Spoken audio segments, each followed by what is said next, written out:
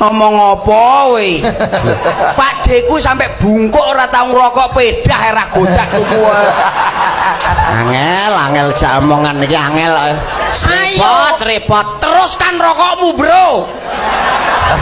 Ngono nyapa wong kuwi rokok iki nikmat. Lah kowe iki jenenge ngrokok nuwun sewu kuwi apa roh merdine rokok. Ora roh.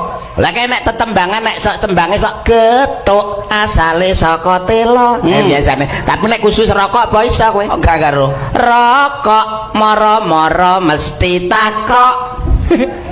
Semang-semang omongi sing ngarang-ngarang.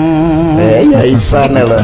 Rokok moro-moro mesti takok. Plerak-plerak wong lemu ra iso ndodok. Mas, Apa dik? islik yo.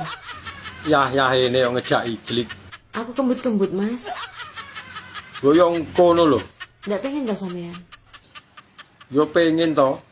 Awan-awan ngejak gulat apa yo seru. Awan rapopo engko bengi yo imbone ya. Ngene iki lho ndek bojo doyan ijlik nih. Nang awak marakne sehat. Lah piye olahraga terus.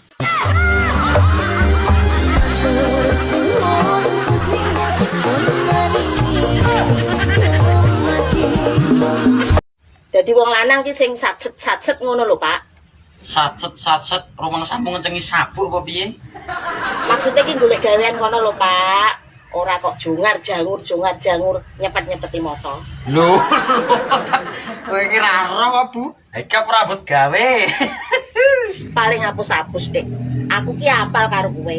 Omonganmu iki gedabrus. Alah, entut birut.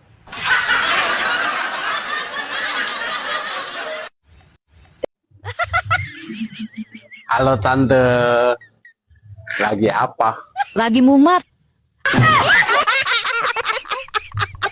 Tante tinggal di mana? Tinggal di kandang.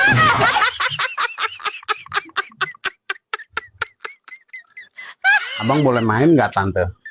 Main sono jauh-jauh. PA.